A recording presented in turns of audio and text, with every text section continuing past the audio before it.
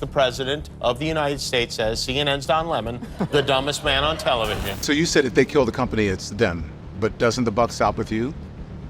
Choose your question carefully. There's 5 minutes left. That interview speaks for itself. I actually think I did a really good job. Don Lemon says his first guest was supposed to be Musk himself, but after the interview, Musk canceled his show. Yesterday, CNN parted ways with anchor Don Lemon. In a statement, CNN CEO Chris Licht thanked Don for his contributions over the past 17 years. Tucker Carlson happened to be fired on the exact same day, which is pretty crazy. You think that was coincidence? So, Don, thank you so much for coming on the Iced Coffee Hour. You were a host of CNN for 9 years. I'm sure a lot of people recognize your face and definitely your voice. First and foremost, 9 years in prime time, but 17 years. 17 years in total, yeah. right? First and foremost, how do you look 35 when it says you're 58? Are you actually 58? It's a lot of hair and makeup. Is it really? No, I don't know. I mean, I feel like I look old. I always looked like a baby until I was about 40.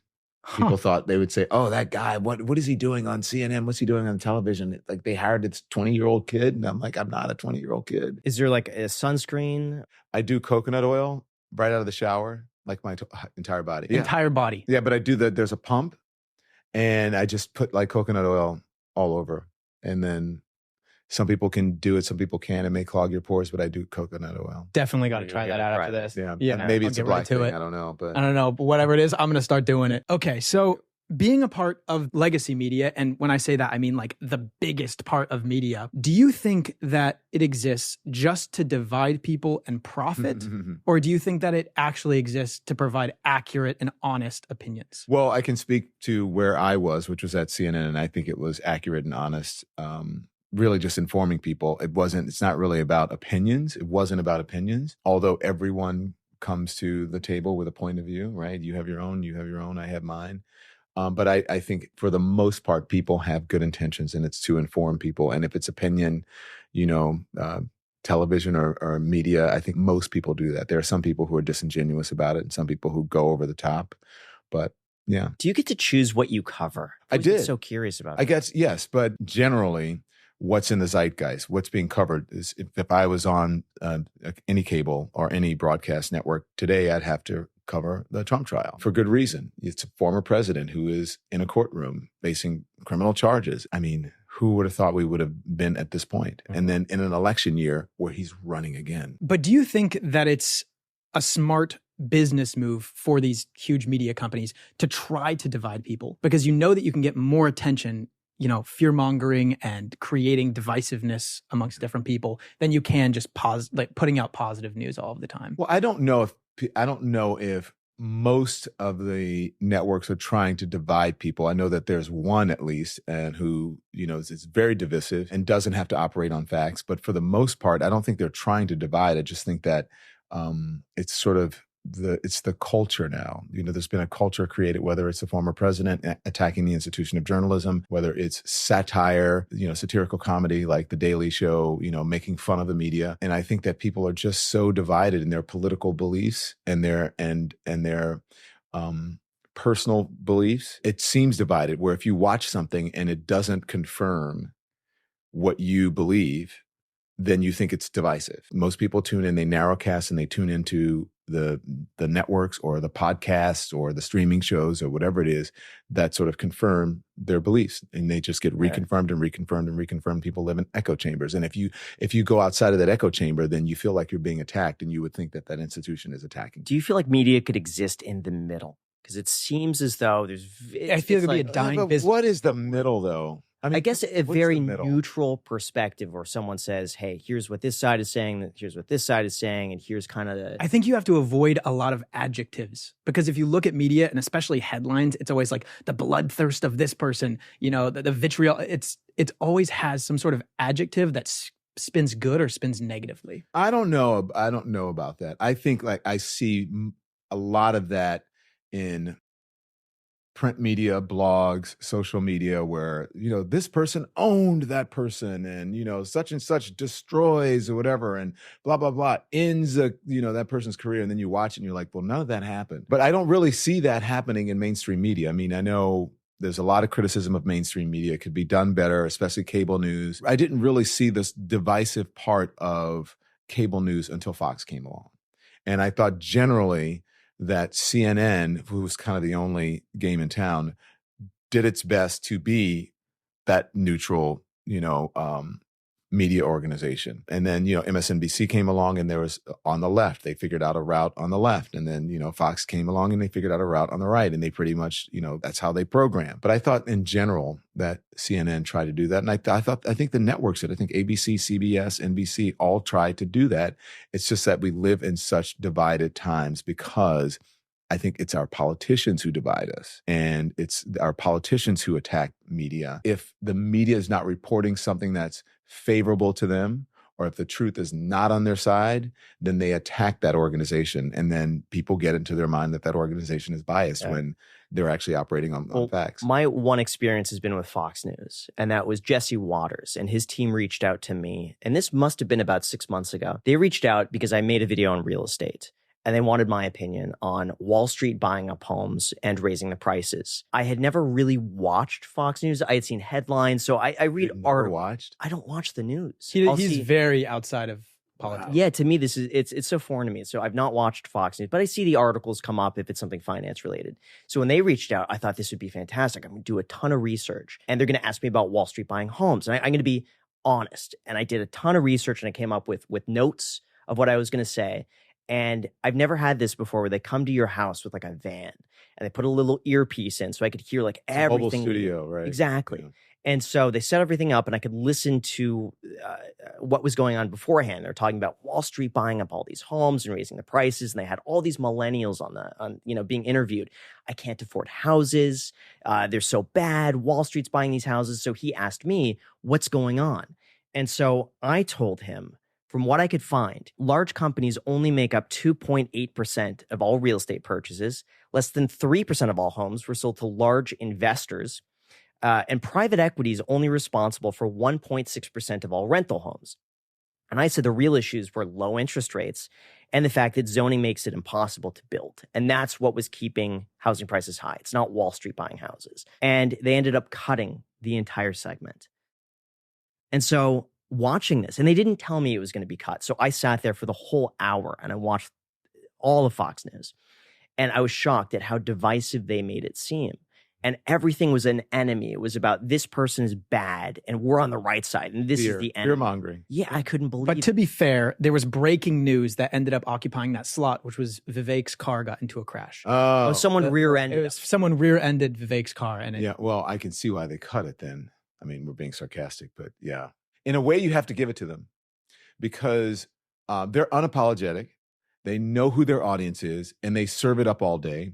They know that fear is going to get people to watch and sit there in front of the television and not change the channel. Do you think the good would be good for business? No, that's what I said. They know their audience, so it's not good for business. And also, they know their audience is conservative. They say we're a conservative news organization.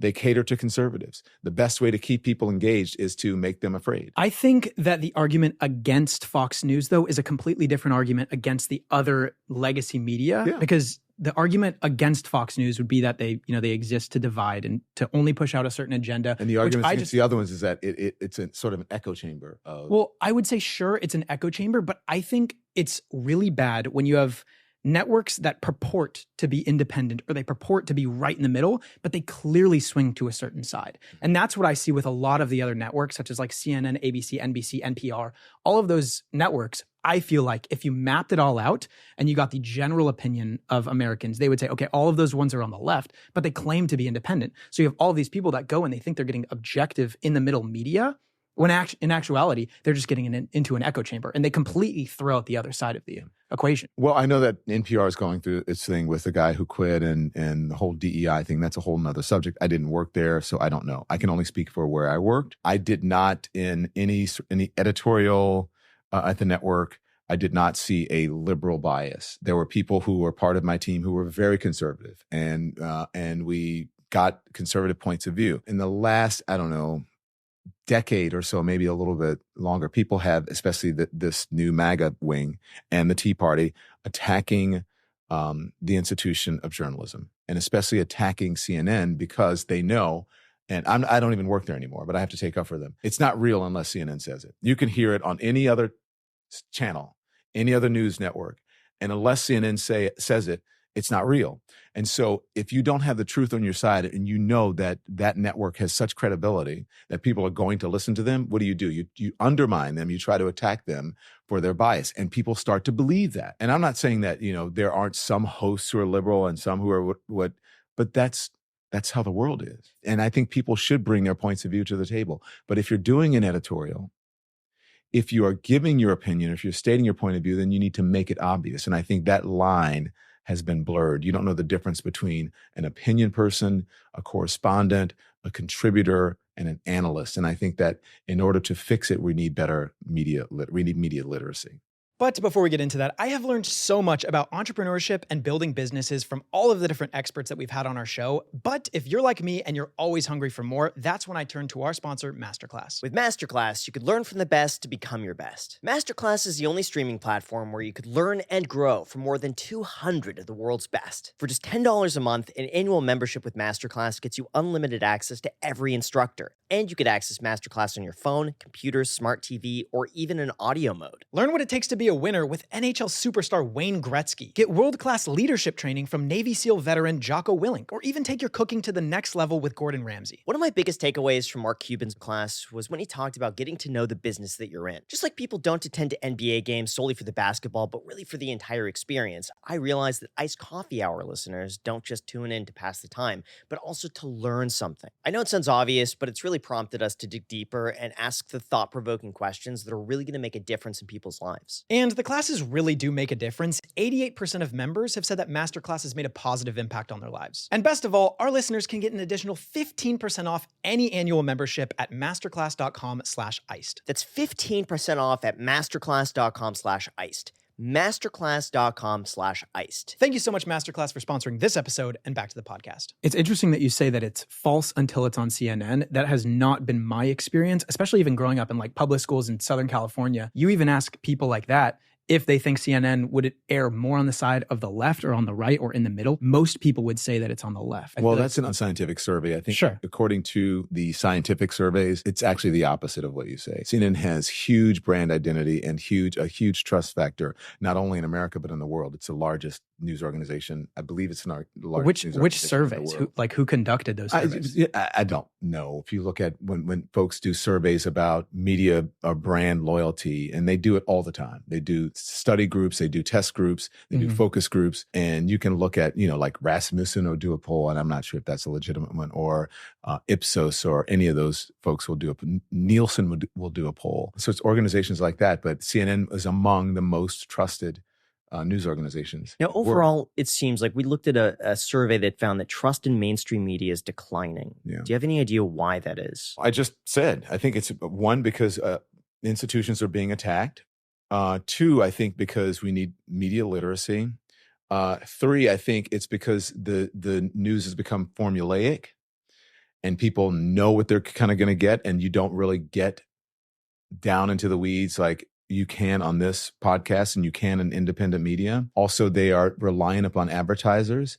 It has become anodyne where, if you really want to step out and say something that has a different perspective, people are afraid to do that now because they're afraid of getting fired. They're afraid that some overlord or boss or some shareholder in the company is not going to like it, and then they're going to have it out for you, and you're going to be gone. I think that's why. I think it's just become really anodyne, and it's become, what do you think? What do you think? Yeah. And no one challenges anyone. Part of me thinks that... I shouldn't say no one, but rarely do people challenge. Part of me thinks that there's just more options for news. That's part of it. And I get a lot of my news from Reddit. And it's been, I know, but it's one of those things where you could read different perspectives. And if something is posted, you get all these opinions. People on Reddit can be, it's like the extremes of the spectrum. You get really smart people and then really dumb people. Yeah. On all ends. And so I like to read. That's good. Yeah. I agree. I think that you should, but I think you should get your news from a number of different sources and not just one source. You should be on more than just Reddit, right? No, I am. Reddit, when you're on Reddit, you're like reading the do your own research crowd, which is not always...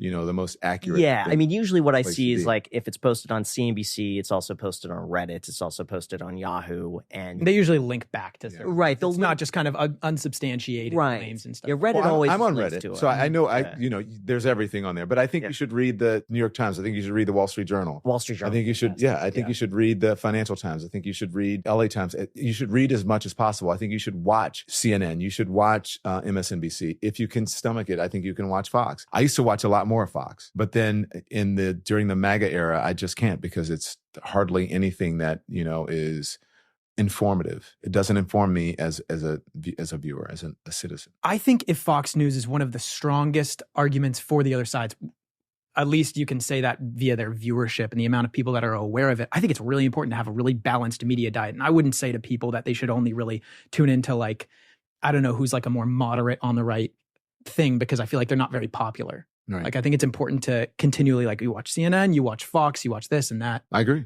Do you know why you were fired from CNN? Not really. I don't.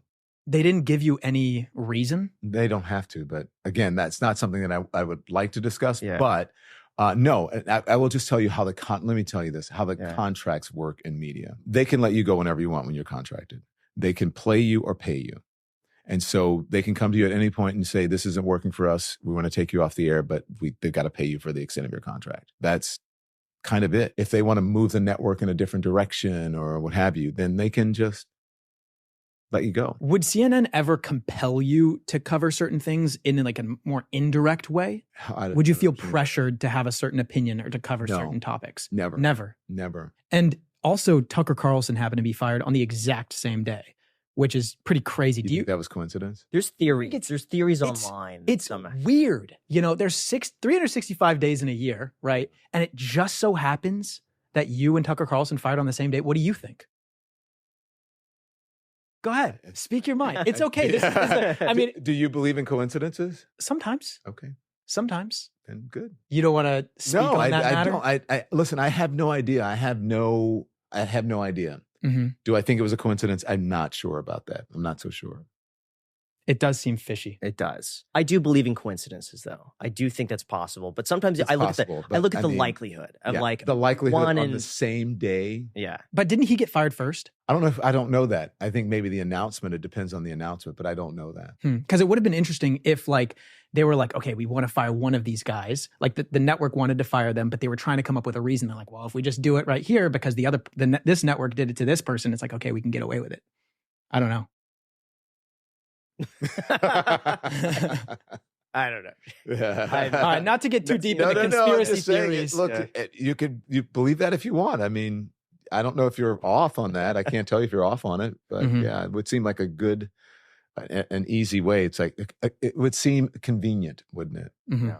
Now it seems like now X is a big source of news for a lot of people. What do you feel like X is doing right in terms of news sources, and what are they doing wrong? Well, I think the one thing that X is doing right that I can speak of is the community notes. But people don't often read the community notes as often as I they always read. do. It's funny. I look I read forward to community it has notes community first. notes. I'm like, I read okay, I'm that going to read first. that tweet then. But I mean, Yeah, you me read- too. But I think people read the tweet more than the community, and not all of the tweets that have conspiracy theories or lies or attacks or whatever. They don't all get community notes. I think it's left up to who?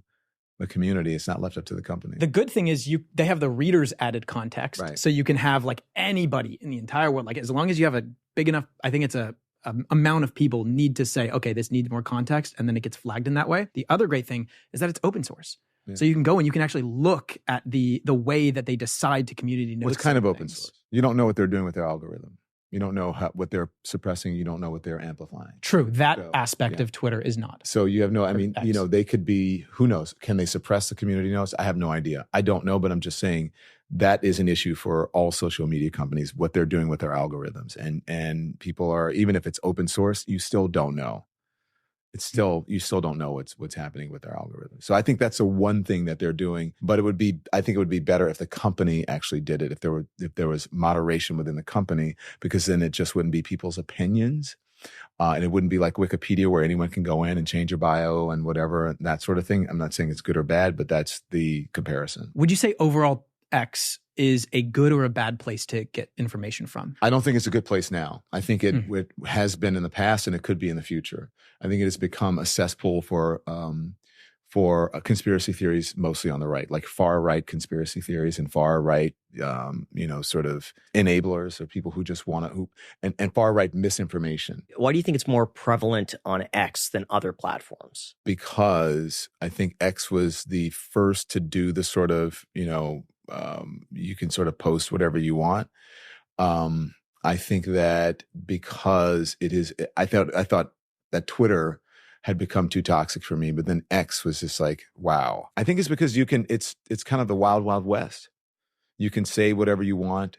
And when you do that, when you don't have moderation, when people can be attacked for who they are, when people can be lied on en masse, you turn off a lot of people and they go away. They don't want to be on your platform. They come up with other platforms. Like, what is the Instagram thing now? Threads. Mm-hmm. Yeah. They come up with other platforms. So I think a good thing, though, about X is that anyone can contribute to any sort of dialogue, which is a good and a bad thing, right? Because like you just said, you can have extremist people that have a voice, but at the same time, I feel like a majority of people are good and they want to contribute to a productive conversation. Whereas in other media platforms, like especially legacy media, there's no like checks and balances. There's no comment section. I've noticed on a lot of articles, I was looking through CNN earlier today, and there's no place where like you can say, oh, I think this is lacking context. I think this is selective journalisming. Like I think you don't think that's good? Because that's actually getting rid of the exact thing that you don't like, is that I think it divides people. I think comments often divide people. I don't think that a story on legacy media necessarily needs the comments from people. You read the story, and then you get out of it what you get out of it. It gives you the information and the facts. Here's a great example. But you don't. Not everything needs to be commented on.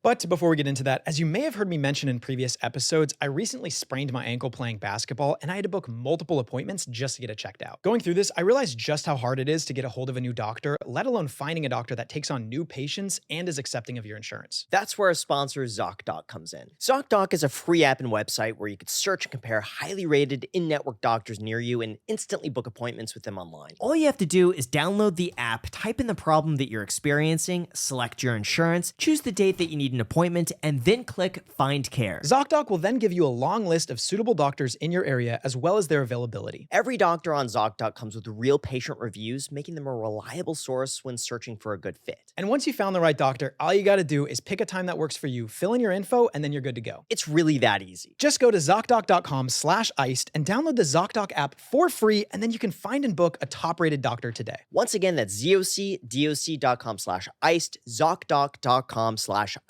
Thank you so much, ZocDoc, and back to the episode. I saw Biden recently said that billionaires pay a lower tax than firefighters and teachers, and they cited that billionaires pay 8% in tax. But the context of that is that that would only be if we tax unrealized capital gains.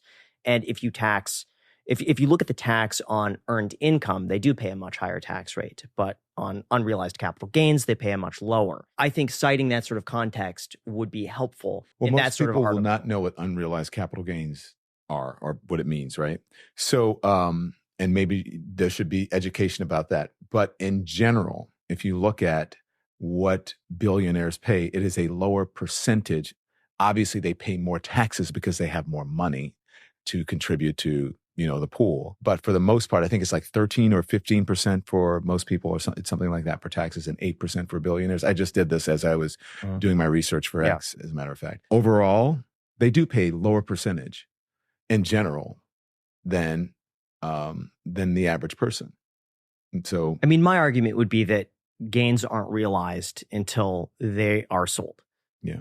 And so that's, you could look at the same thing if a teacher buys a house and that house went up $100,000 in value this year, that they're not taxed on that. And that tax is not taken into consideration. But we don't have to go into listen, I'm not going to go into, because you know more about this than I do, but I think that once you're a billionaire, come on. Do you think, I'm just curious, do you think people should be billionaires? Do you think that should exist? Look, it's about capitalism, right? If we're going to live in a capitalistic society, then we have to be capitalists, right? And unfortunately, that means they're going to be the haves and the have-nots. How to fix that? I don't know. I'm not a politician, right? Yeah. I'm just a journalist and a host. And so I can just sort of tell you how I feel about it. But I think that once you reach a certain level of success and income, and I'm not a billionaire, I would like to pay, lower taxes, far fewer of my dollars I would like to go to, out of my pocket. But I happen to live in a country that offers people the opportunity, people like me and others, the opportunity to be able to become successful, to be able to become wealthy.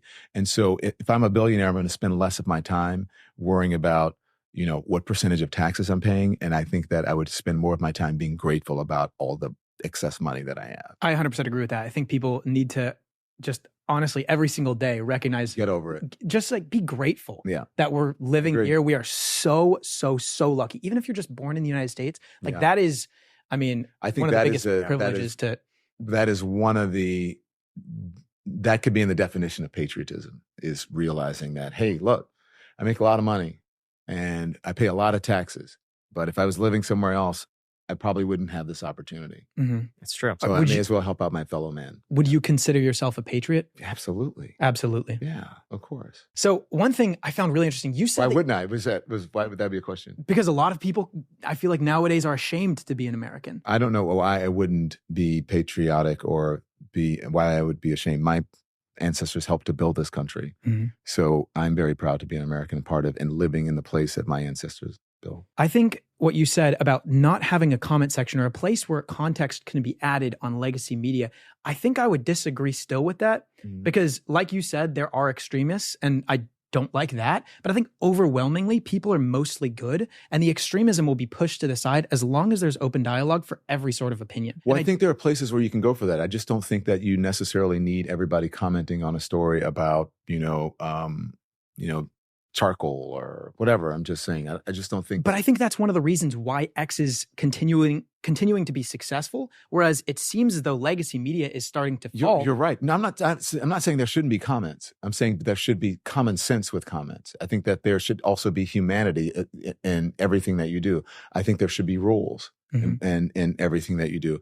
The platforms that do the best are platforms that have moderation. So I don't think that it should be the wild, wild west. I don't think that you should be able to, go on X and call me the N-word. And I think that probably gets flagged, or make, derogatory statements or depict Jews as like big nose. And I just don't think that is, I don't think that is I feel like a lot of people could see through that or ignore those comments. No, or even, they can't. They can't. No, a lot of people cannot see through that. I mean, if you talk to people who have gone in to shoot up supermarkets or synagogues or churches, they'll tell you, I became radicalized through social media. You can't deny it when they put it in their own manifestos. If you look at the supermarket shooter in Buffalo, they'll tell you that they were still in roof. They had something else going on in their mind, and it would have like. Well, you're making my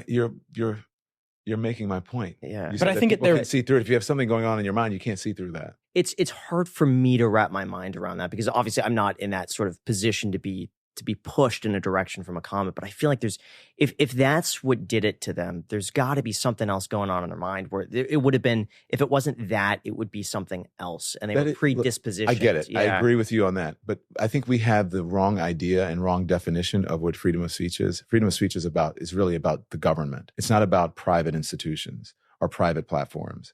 It's really about government organizations. And so, a platform like X or a platform like Facebook, or whatever, they are mostly owned. It's a private institution. They're not government institutions, I should say. So there are rules. There are rules that for you are on you're on YouTube. You're on YouTube. Spotify. YouTube has rules.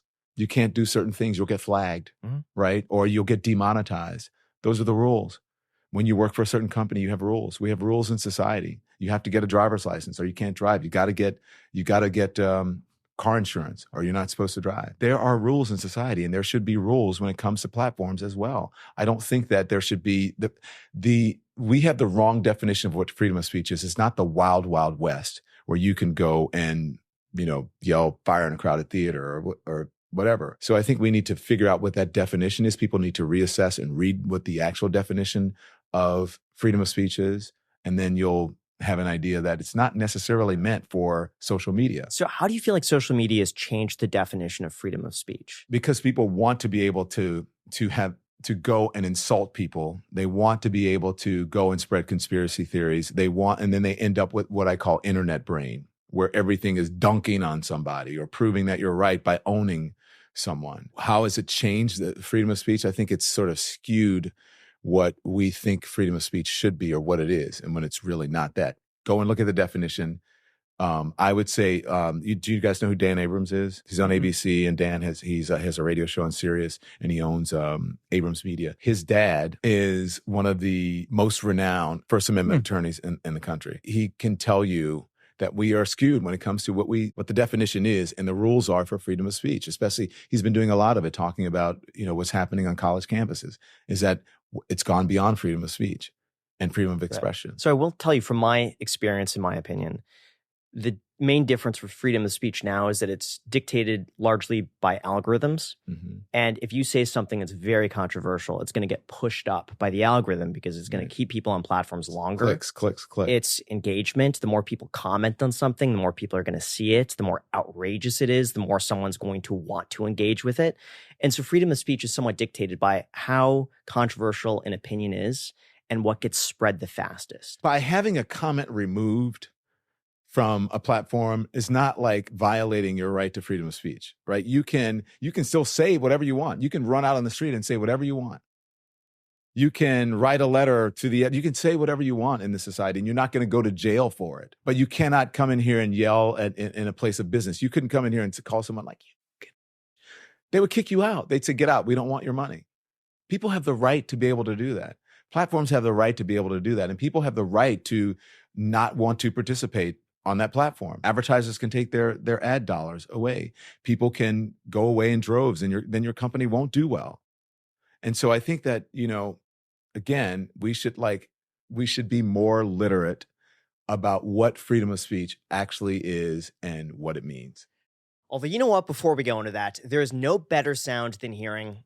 And if you want to hear a bunch more, then it's time to get started with our sponsor, Shopify. For those unaware, Shopify is a global e-commerce platform that's already helped transform millions of businesses worldwide. For example, Shopify is an endless list of integrations, third-party apps, and flexible templates to help customize your online store exactly the way you want to. And what sets Shopify apart from their competitors is their ability to turn browsers into buyers with the internet's best converting checkout. That's 36% better on average compared to other leading e-commerce platforms. And guys, fun fact, but Shopify actually powers 10% of all e-commerce in the United States, supporting brands like Allbirds, Rothy's, and Brooklinen in over 175 countries. Not to mention, my coffee company, Banquo Coffee, is run exclusively through Shopify. Just take a look at how beautiful the website is. When we were looking how to build this website, it really wasn't even a competition. Shopify was just that good. So sign up for a $1 per month trial period at shopify.com/ICH, all lowercase. Grow your business no matter what stage you're in at shopify.com/ICH. Again, that's shopify.com/ICH to get your $1 trial period down below in the description. Enjoy. And now let's get back to the episode. I think my concern with freedom of speech, insofar as the Bill of Rights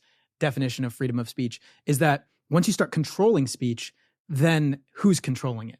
Do they swing a certain way? And I know there's moderation is not control, though. People are not controlling your speech. But is moderation deleting a comment then? Yeah. If it misinforms people. And if it is... But who's deciding what's misinformation and what's accurate? Whoever owns that platform can decide it because that's their company.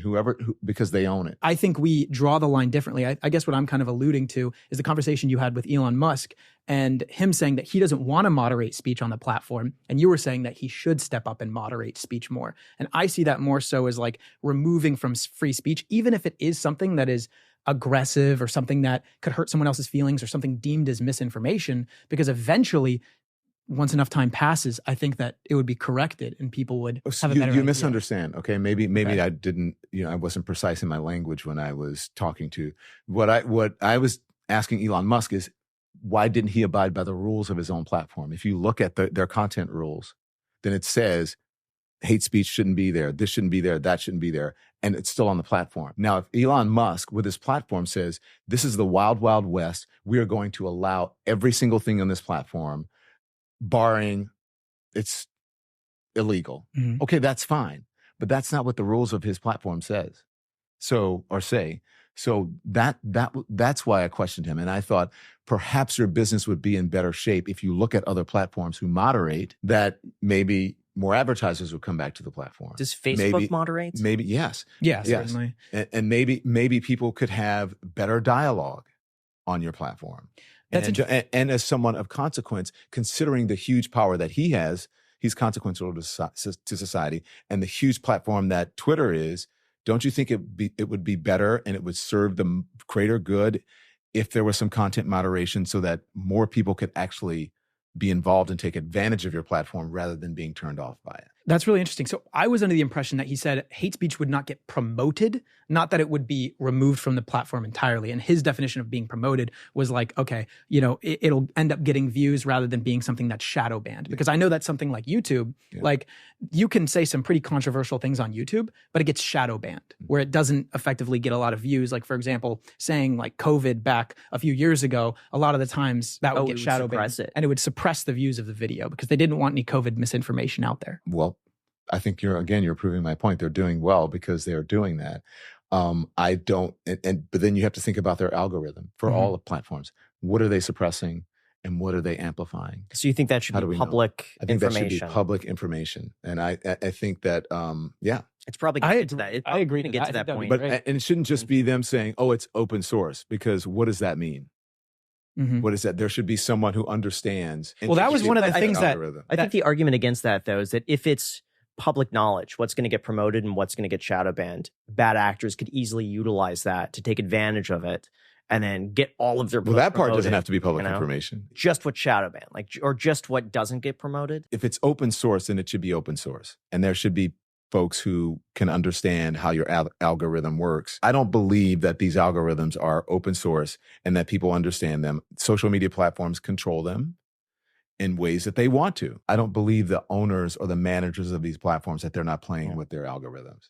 Do you think it is a good... in favor of what their own beliefs. Do you think it would be a good or a bad thing for Twitter or X to continue to be something like the Wild Wild West? I think from Elon's perspective, he came in, analyzed Twitter, realized that a vast majority of the employees had donated to Democratic candidates. And he also realized the Hunter Biden laptop story was like completely subdued and it wouldn't get any views. And then I think the New York Post was actually suspended or something from releasing stuff about that. And it was deemed as misinformation at the time. But then as time continued, people were like, okay, well, maybe there actually is a little bit of merit to this. His probably argument, not to put words into his mouth, would be that as soon as there's a governing body to speech, it has the opportunity to corrupt. Well, I think that just because you donate to a certain political party, it doesn't mean that you're going to operate in business that way. It doesn't take away your brain or your objectivity. In a vacuum, I would agree. Because it doesn't. I worked for a company that supported a lot of conservatives. I also worked for a company that supported a lot of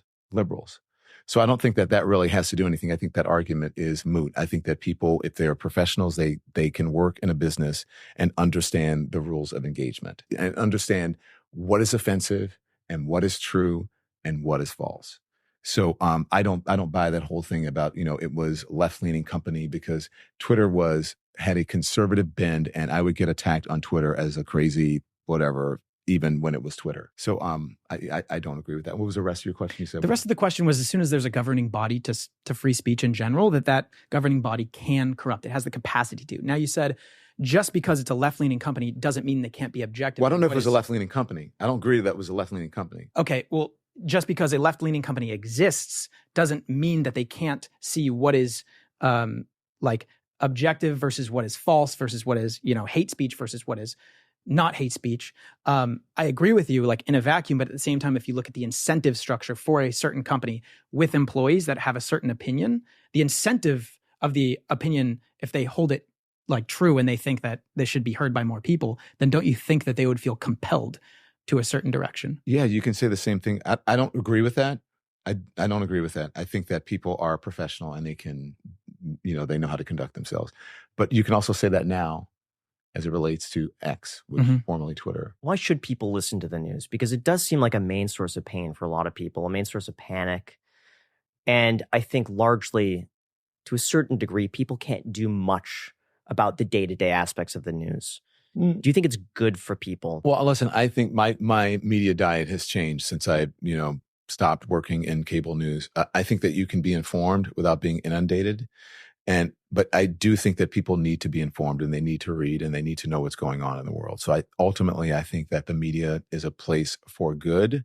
Again, I keep going back to media literacy. You just have to know what is right, what is wrong, and you have to know what you're reading and who's supplying the information. Why do you think people don't take the time to see the nuance in what you were just saying? I think it has to do with, this. I think it has to do with that you can get your news in as many places as you want. You can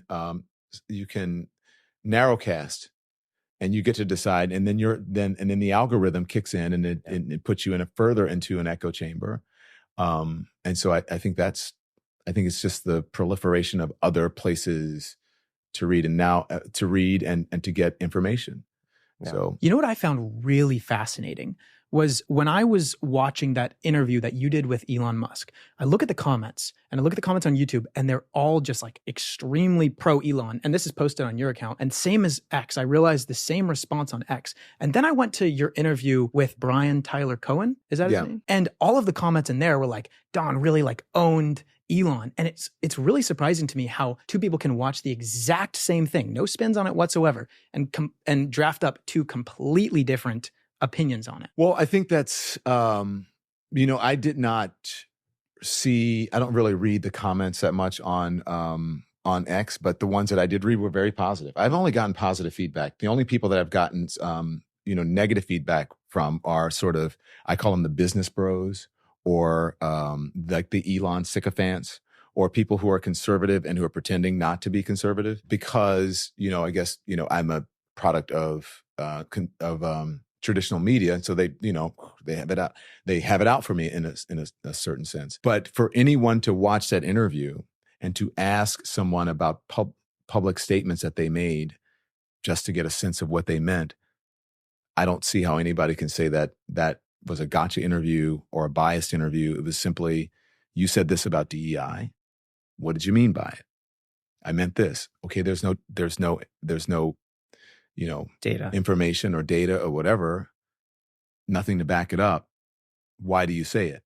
Well, I don't know. I just kind of want to say it, or I don't want it to happen. It would be awful if it did happen, but that doesn't make sense because I could say, well, man, it would be terrible if your hair turned purple. And you'd say, well, why are you saying that? I'm just saying because it would be terrible. I'm not saying it's going to happen, but it would just be terrible.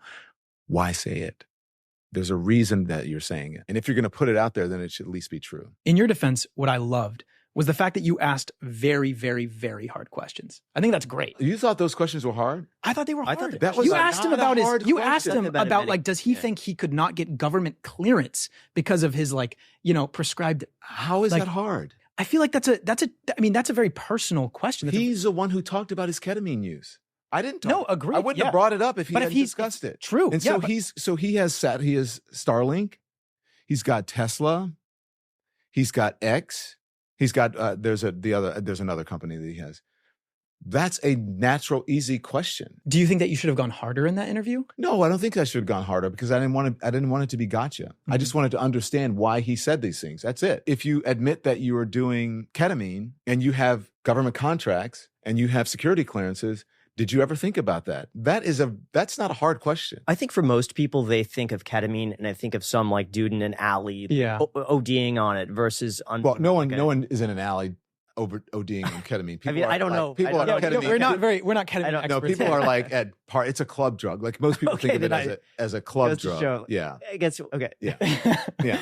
I sound like an idiot. No, no, you don't. But he explained it why he uses it, and I thought that was a great answer. And so, but that's what I was kind of looking for. Like, why do you use ketamine? Why did you say that? And I knew that he talked about depression, but he did not get to that until the last part of the question. And I said, well, I've suffered from depression as well. I've had guided drug therapy.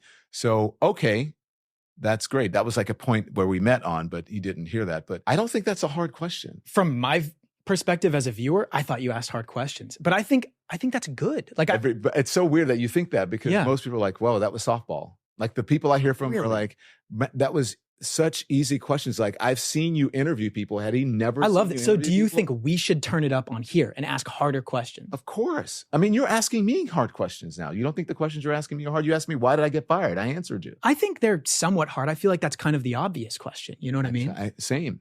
If you had a government contract and a government clearance, right, Mm-hmm. and you did drugs, I would say to you, hey, did you ever think about that? I think that's great. You know, it's funny. Before this interview, we were talking. We're like, he can either respond one of two ways. One way is that, because we thought these were pretty hard questions, and we still have some more. But one way is he hears these questions, and he, as a journalist himself, would be like, I appreciate these guys asking the hard questions. The other way is he sees us like poking and maybe pushing him into a certain corner, and then he doesn't like it. Yeah, and then I get up and leave, or I get mad, or True. then I cancel your contract.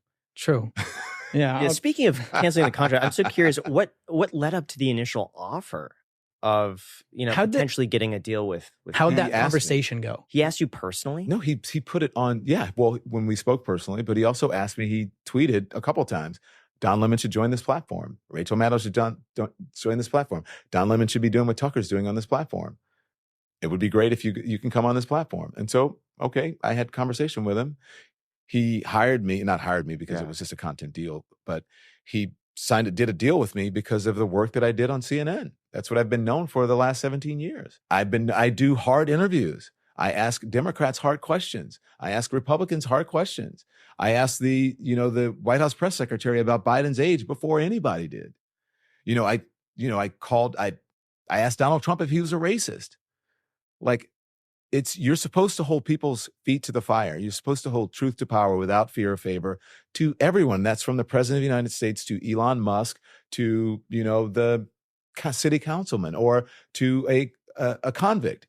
You sit there and you ask questions. And just because I ask a question about something that you said about DEI or something that you said about anything, it doesn't mean that I agree or disagree with what you said.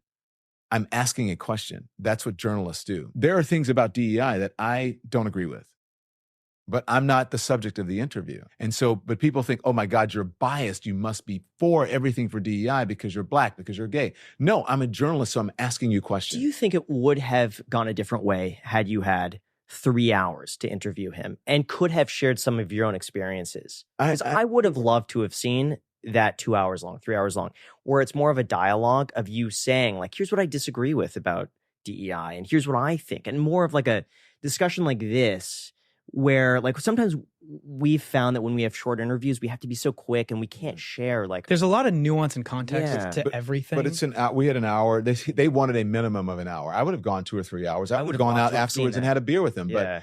But we never got to that point because he became upset. Now, as you said, in this interview, I could either get upset or I can answer your questions. And so I choose to answer your questions and not become upset. And if I can't answer it, that's on me, not on the interviewer. I would like to say, in Elon's defense, also, like coming from the viewer's perspective and someone that's done this for a while now, what I noticed was it seems as though he was trying to answer your questions. And I thought he did so in a decent way, but there was some weird miscommunication. I actually thought he did well. But I don't think he was hearing. I think we were talking past each other. I agree. And I thought, I was like, wow, that was a perfectly good answer. But it didn't seem that way because also it seemed like he was repeating himself several times. And it seems like he was saying, no, if we have DEI, then we're hiring based off of something other than pure merit and ability and skills, which is the only thing that you should be judging a person off of. And it seemed like that was something where you're like, okay, well, no, data is showing, that DEI is doing that. And he says, yeah, but I don't want it to. I want to prevent this from happening. And it doesn't seem like there was a full understanding. I thought he had great answers. And I thought you had good questions. Well, I also think it's how you feel about Elon. And I think it's also your perspective on life. And I think that if you are a person who is part of the underserved community in this country, you will read Elon's tweets about DEI and they will probably be offensive to you. Ultimately, what you're saying is that women and people of color are less skilled. And if they are, and they should not have these jobs, that's insulting to a huge portion of this country. Should it be on merit? Absolutely. Are people of color, do they have merit to be able to have those jobs? Absolutely. I would say that they have to be better and smarter than the white guys. Basically, pilots are all white men. I think they have to be better and smarter. I think that you have a different perspective because you're a white guy in this country. So you pretty much you can go through life and go through America or whatever, live your life in America and pretty much do whatever you want. That's just how the system works. The system is built for you. The system is not built for women. The system was not built for people of color. You have a different perspective on it. Like, yeah, of course it should be merit, but it's not all merit. It's people who have privilege who are getting jobs before people who don't have privilege. It's people who are allowed to get into colleges because they're legacies. And who's that? That's mostly white people. Okay, you're upset because black people are now getting into Ivy League schools. Well, woohoo, it's about time. In fairness, I don't think that. I mean, I hope nobody's upset that black people are getting into Ivy League schools. Oh, But yeah, I'm sure that there are people out there that hold that opinion. And they blame it on DEI. But there are studies that have shown that there are different requirements in merit to get into these colleges. No, there aren't. There aren't studies that show that. Difference in SAT scores for the average. I don't think people are changing standards. If you look at Duke released a statement saying Elon is wrong, Ben Shapiro is wrong. We're not changing our standards or lowering our standards for medical students based on diversity, equity, and inclusion. I think people may reassess what they think their values are or what they think they should be doing. But in what you're going to learn as an undergraduate or a medical student is going to be the same, and the requirements are going to be the same. But there are no studies that show that. And that's all great. I think everyone should obviously be learning, and everyone should have the same opportunity. But I have to be honest with you, it's easier for you to say that because of who you are. And that's exactly what I'm trying to understand. Yeah. What is it like for you? I mean, if we're trying to understand your perspective, here's the thing. I know that I'm talented. Yeah. I know that I'm a smart person. I know that I've worked really hard. But if you read the comments on Twitter or if you listen to the podcasters, I'm a DE hire. I'm an affirmative action hire. I don't deserve to be where I am. I completely deserve to be where I am. I'm 58 years old. Everyone thought I was 30 years old. It took me a long time to get to where I am now. But no one, most people in these particular groups will believe that. Automatically, they think that not all people, but the critics and the people who are, saying that, well, I don't understand, it should be all merit. Yeah, of course it should be merit. And if it was all merit, there would be a lot of people, especially a lot of white guys, who would not have jobs. Yeah. If it was all merit, because their daddy got them a job, their uncle got them a job, it's been in the family, they've been able to create wealth, accumulate wealth, generational wealth over time. They've been able to go to institutions, they've been able to live in certain neighborhoods, they've been able to go to certain clubs. All of that has happened. That's America. The idea that a person of color or women who have not been able to vote their entire time in America, that they're getting special treatment now is absurd. And I think that when the playing field is being leveled, if you're used to being the preeminent voice and getting your way, it's going to feel like it's discrimination because, why am I'm supposed to, what is a pilot? If I say a pilot, what is a pilot supposed to look like? I think of like the hat. Yeah. And the outfit. Yeah. You would think of like a 40, 50-year-old guy, like a white guy with a hat on and a white shirt. That's what you would think, if you're being honest. That's what you would think. If you think, what does a doctor look like? Same thing. Now, could that be because that we're white? No. Part of me be because of what we were taught, what America is. It's because of what America is. Now, playing devil's advocate, could you argue that there are fewer African Americans in the United States than Caucasian? Yes. And because of the statistics, if it's like 80% Caucasian in the United States, and I'm just throwing out a number, statistically, that's what most people would think because that's just based on the numbers. Yeah. Rather than I have a bias towards one race or another. No, well, you're proving my point. That's what people think it should look like because that's America. But far fewer, the percentage of African Americans or the percentage of women in society in all of these fields that they're talking about, pilots or medicine or whatever, it's a lower percentage than the people who are in the actual population. So to say that planes are falling out of the sky because women can't fly them, that's the planes that are falling out of the sky are falling out of the sky. Who's flying the planes now? Mainly white guys. Yeah. Who's mostly doctors, mainly white guys. So you're saying that it should be the exact opposite. Right. Of what people are saying, but they don't understand that. Have you ever felt like you've been discriminated against based on the color of your skin or that you've been passed up? Of course. Yeah. And how do you... It's not felt like it, I knew it. How do you overcome that? Is it by working harder or... Just keep moving. You have to work hard and you keep moving. I mean, I know the history of this country. Now listen, by saying that I'm, Black or whatever, or African American, it didn't mean that my parents didn't tell me that I could be anything I wanted, but I had to be realistic about it. When I grew up, there were very few role models of people of color, even on television, very little representation. And so, things have changed. Yes. Are we moving in the right direction? Absolutely. Do I think that everything is about race? No. But do I think that there's a big part of our society and culture that has, that are affected because of the legacy of race and racism in this country?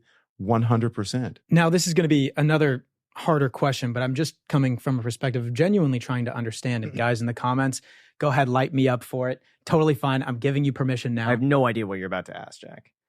I feel like I have seen a lot of different studies that show that there are different SAT scores for people of different ethnicities to get into colleges. Like I've heard that Asian people, for example, are somewhat handicapped in entering colleges because on average, their SATs happen to be higher. Is that false or is that? Well, I don't know about that, but then whose fault is that? That's a great question. Well, my understanding, that's a lot great of that question. has to do with resources, having money to hire SAT tutors, and the importance placed on exams. That's my understanding. Is that it's more of who's getting into the colleges? The majority of people getting into the colleges or what? Well, the majority would be different because there's more white people in America than there are black people. So then who's holding most of the positions or most of the seats in the classroom? And so what I'm saying is that you can't blame that on another ethnicity. That I'm not Asian blaming people. I'm not saying you are. Yeah. But the people in the comments are. Then you cannot say, well, Asian people aren't getting in because they're allowing black people in. Well, okay. Well, I don't think that's. See, the way that I see it is like I'm literally looking at the difference in ethnicities as letters on a piece of paper. I'm not even attaching it to a certain person. I'm just seeing it as letters. And you're saying, okay, well, for these letters, let's just swap out Asians for X and like white people for Y and then black people for C or something like that. If these letters all have different requirements, do you think that looking at that through that lens is a good or a negative way? You mean looking at what, just as letters and rather not like if you're just, let's just say for the sake of the argument, women. I'm not attaching that to a certain person. I'm just looking at it based off of the outcome, the merit. Well, I think it's perfectly okay to try to rectify an ill in society. And I think it's perfectly okay to try, especially a legacy, right? Ill in society. I think that's okay. And I don't think anything is perfect. I think we're going to make mistakes as it relates to diversity. I think we're going to make mistakes as it relates to anything. So I don't think there's anything wrong with correcting an ill from the past to try to fix it, because when are you going to fix it? You can't fix the past. What do you think about, instead of that, alternatively looking at more so a socioeconomic status in evaluations rather than just strictly ethnicity? Because you can take, let's say, a black person. Well, that's part of what they do. When they say change standards, they're talking about socioeconomic things as well. They're not talking about standards as far as you don't have to pass a cadaver 101 class. They're saying, well, we're looking at socioeconomics, we're looking at ethnicity, we're looking at gender, we're looking at all of these things to try to level the playing field. We're not looking at the actual standards of people who can't pass a test. When you're researching everything that you do for something like the Elon Musk interview, how much time went into that? How much prep did you do in advance? God, I don't know, how many hours, but we did a lot of prep. And I have to tell you, part of our strategy was, we didn't want it to be a gotcha interview because we knew people would think, and it would just be very simple questions. Let's ask him about his public statements. Let's ask him about his companies.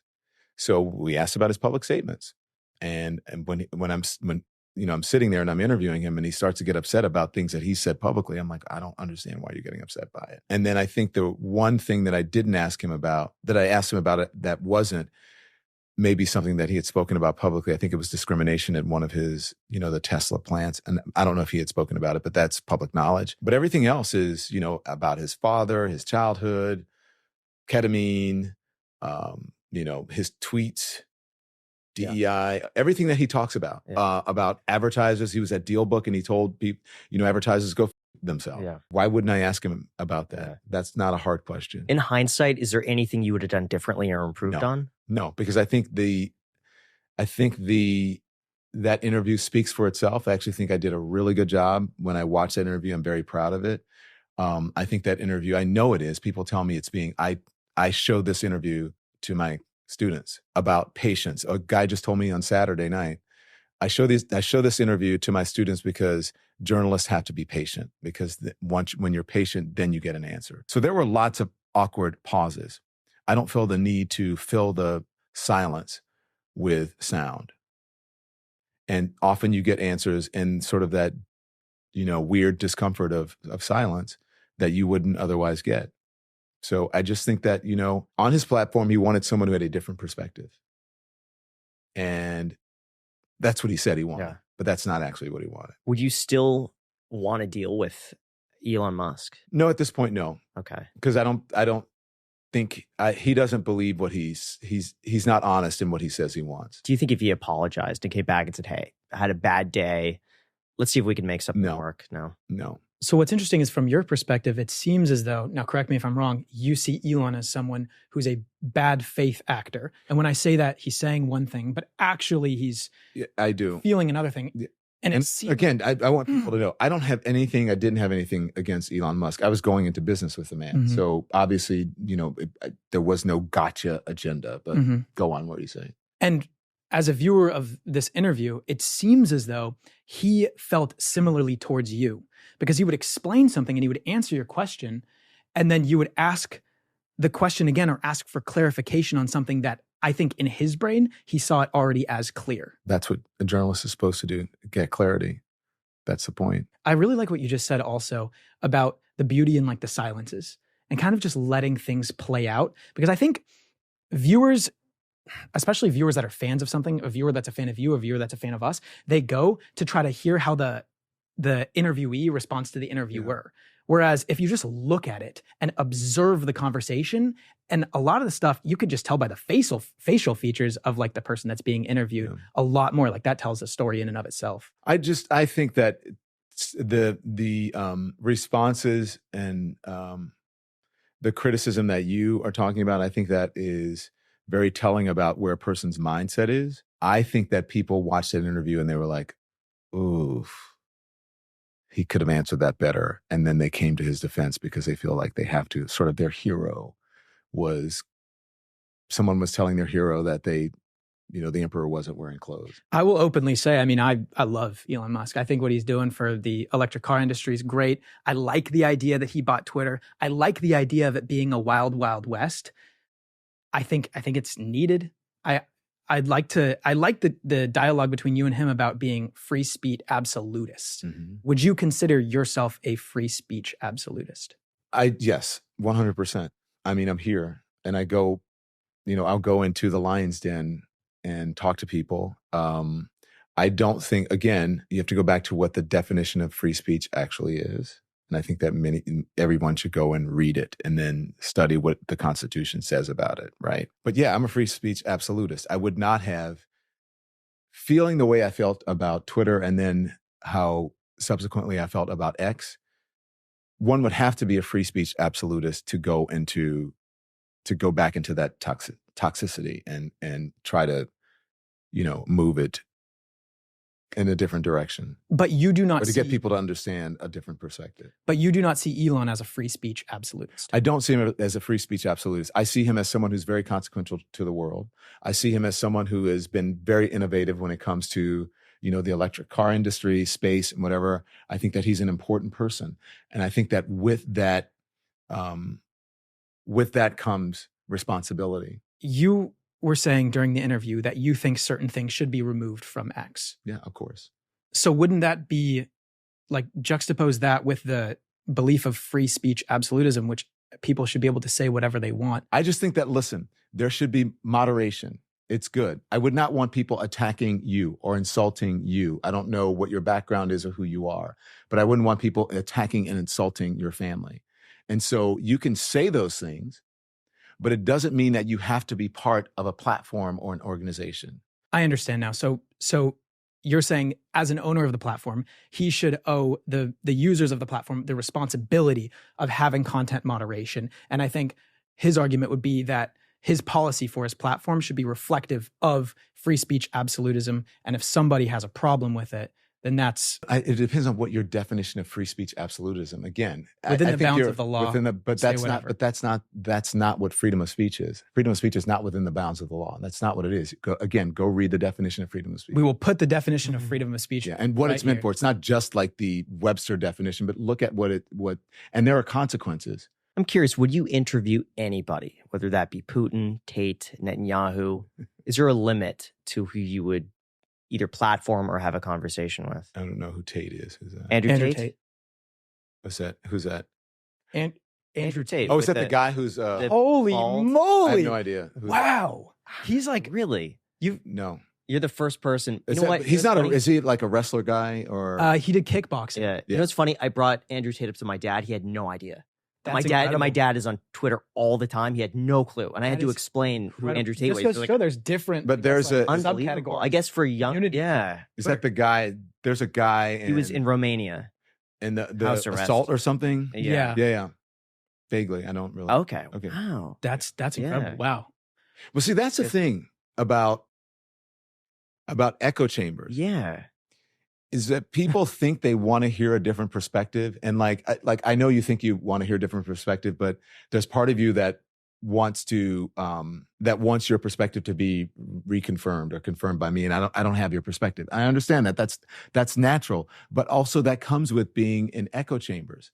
When people say, "I want to hear the other side. I want to hear another perspective," instead of saying, "Okay, that's your perspective, and we disagree," or what have you. People continue to try to say, get you to get there, to understand their perspective. Well, hold on 1 second. I don't feel like I'm similar to you and Elon. Like I feel like I was just asking questions. Like I'm trying to understand. It's right? fine. It's totally fine. But I think that the reason you're having a hard time understanding is because many of us, especially in the social media and internet age, all of us, we get so involved and we go down the rabbit hole and it becomes an echo chamber, and you get used to that echo chamber. As to when you hear a different perspective, it seems like an insult to you or foreign because you're not used to hearing a different perspective. As a journalist, I hear different perspectives all day. Last week, I was on the Full Send podcast, and I got the very similar questions. You were about the on Full vaccine. Send? Yeah, and very similar questions about the vaccine. And it's like, okay, we have a different perspective on the vaccine, but that's over. Like, okay, look, can we move on? Yeah. We have a different perspective on the interview with Elon Musk. All right, it's fine. It's over. You want to understand? I'm telling you how I feel. That is how I feel. And I think it would be disingenuous, and I don't think people would respect me if all of a sudden I came in here and I sort of acquiesced and said, maybe I could have, no. Sure. I love standing. And in terms of the interview question, though, do you But feel like one thing I want to say, I call it internet brain, and we have to get out of internet brain or social media brain or whatever, where you're in these echo chambers and you're in these groups that are maybe just you're a podcaster or whatever, and you're so used to people coming on or you're just listening, you're on X or you're on whatever, and you just hear the same all the time. And so it becomes your reality. And then all of a sudden someone says, "No, I disagree with that. Let me tell you why." You're like, "Stop attacking me. Oh my God, I'm going to run away. You're a lib, you're whatever." And it becomes like dunking on people or owning people. It's like, okay, we have a different perspective. I'm sharing mine. You're sharing yours. Maybe we'll, go away from this and we will agree to disagree. But that's it. It's over. You don't have to continue attacking someone because of it. We don't have to not communicate with each other. We don't have to live in separate neighborhoods or because of it. It's a product of the internet and it's a product of echo chamber. It's funny. The happiest I was in a very long time was going to Japan for a week, completely disconnecting from social media. I didn't look at my phone. I wasn't on YouTube.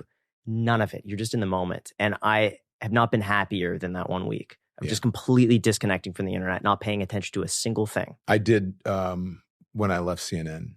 And at times I would, especially during the Trump era, I did not go on, mainly I didn't go on Twitter and Facebook. I did like Instagram or whatever, because it's all about pictures and blah, blah, blah, blah, blah. But I had to get off because it was so toxic. And I've been, it's the happiest that I've been because you don't go down the rabbit hole. Yeah.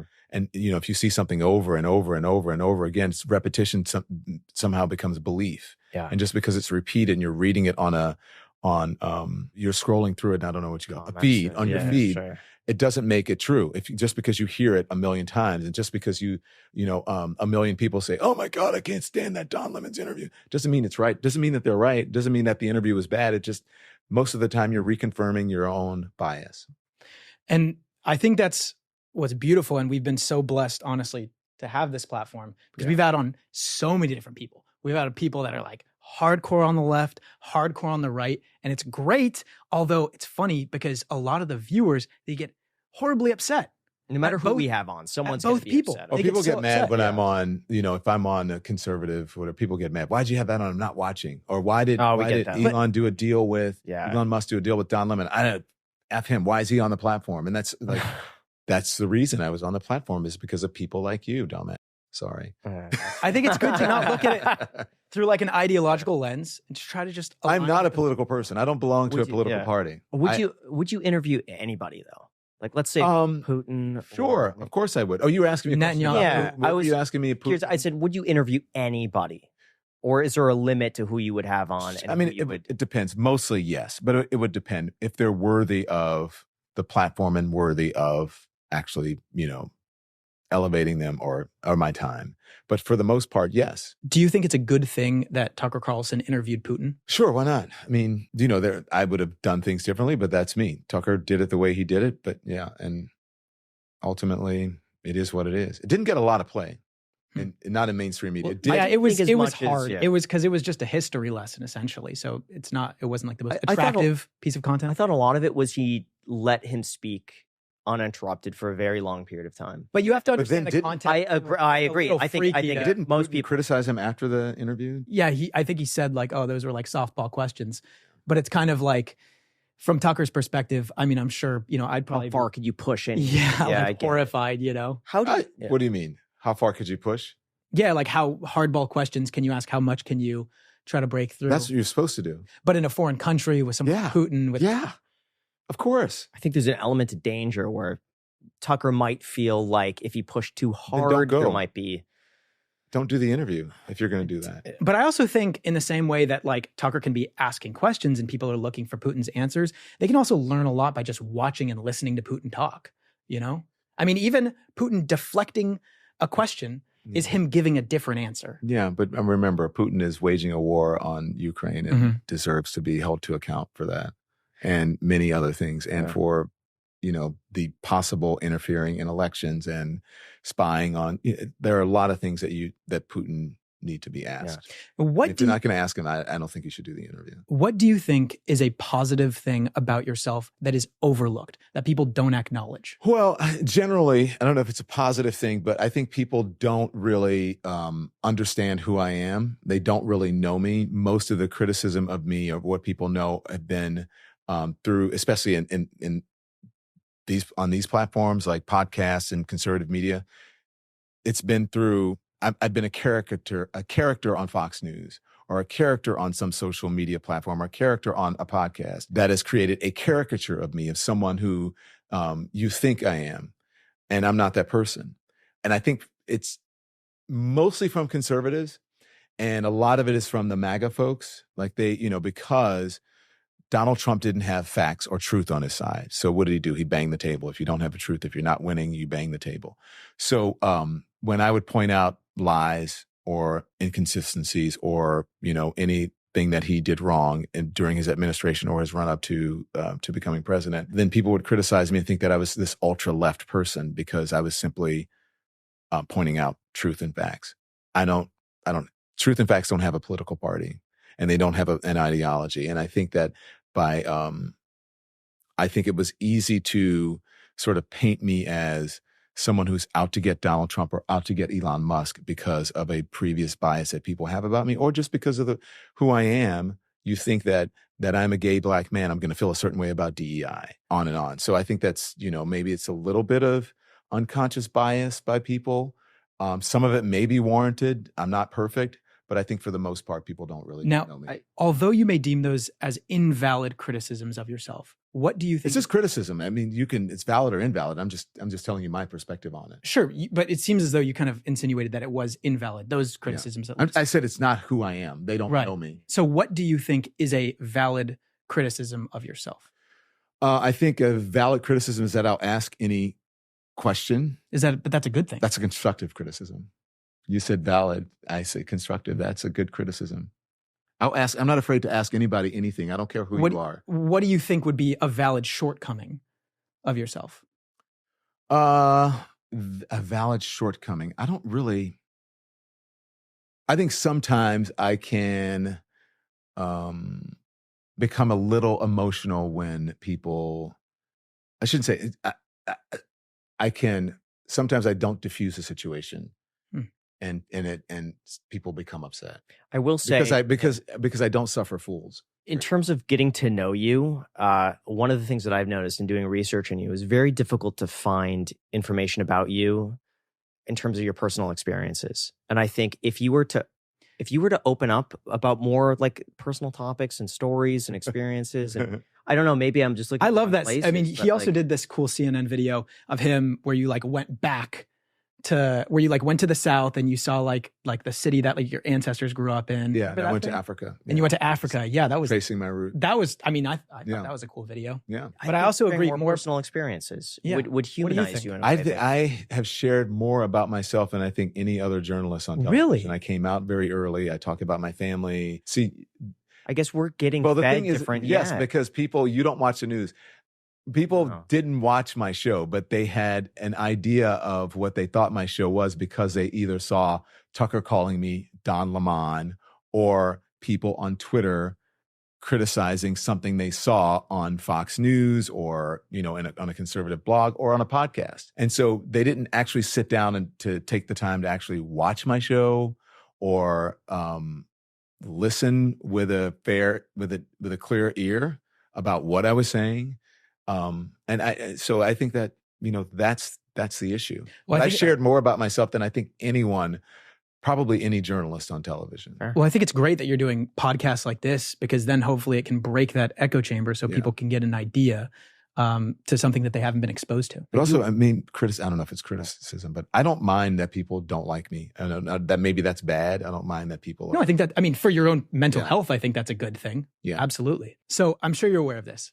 Because this was going very viral, unless if we're in, I guess. This is going viral? This was going viral, I would say like a month or two ago. So this, it's kind of an obnoxious Twitter handle, but it's End Wokeness. Tweeted something that said, the biggest threat to America is white men. And you said this was a long time ago. Oh, yeah. And then they put that right next to you. And my husband. With your husband, who happens to be a white man walking down some stairs.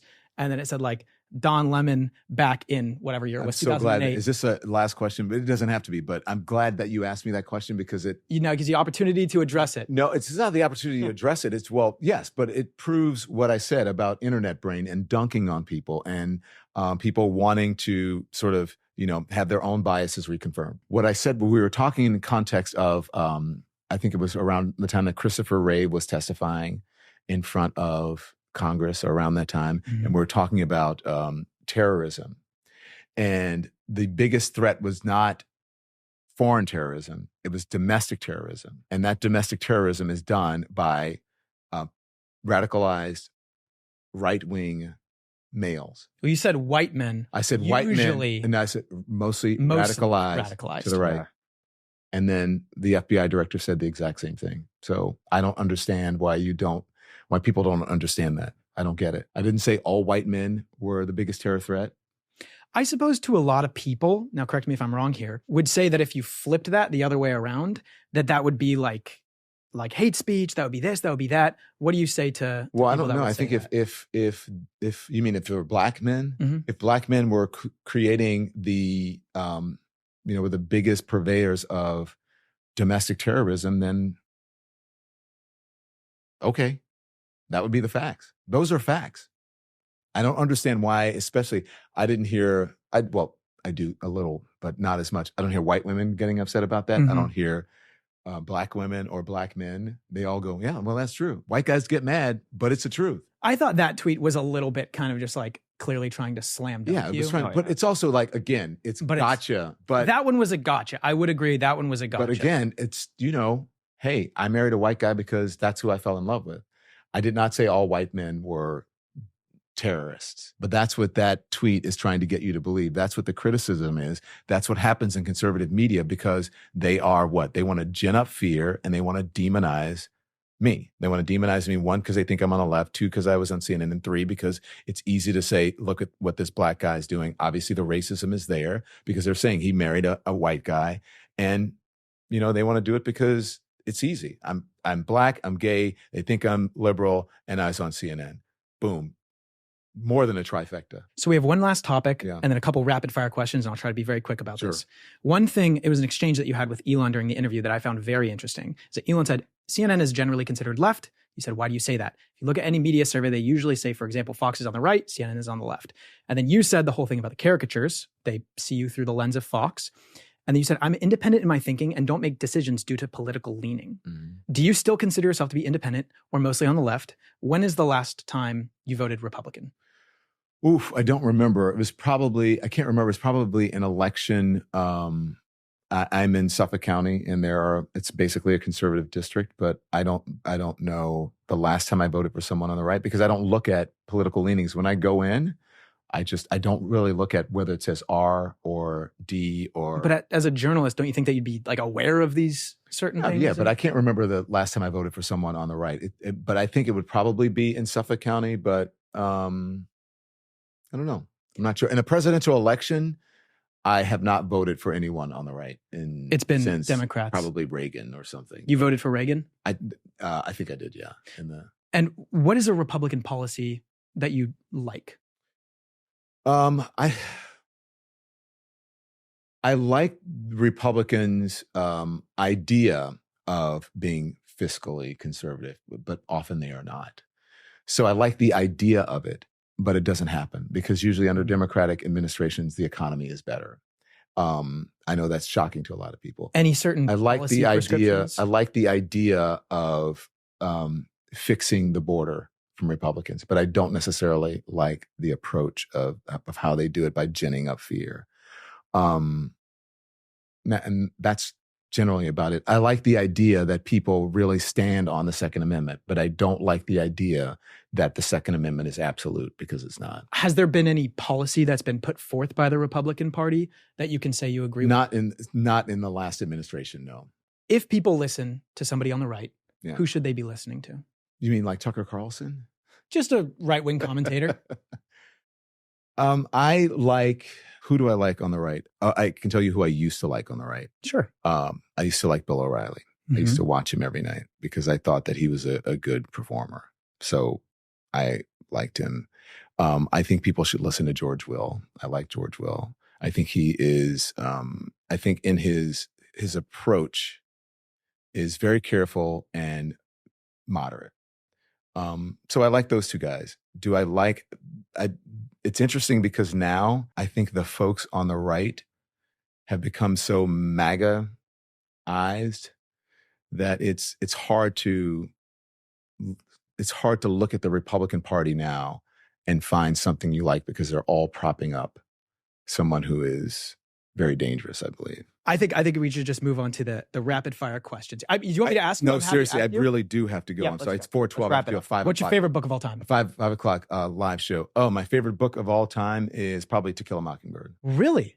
Yeah. Cool. That's a good one. Thank you. Thank you so That's much it? for coming on. Appreciate That's it? I'm done? If you got, yes, you got to I go. want to be We respectful. really appreciate you coming All right. on the show. Thank Thank you so much, Don.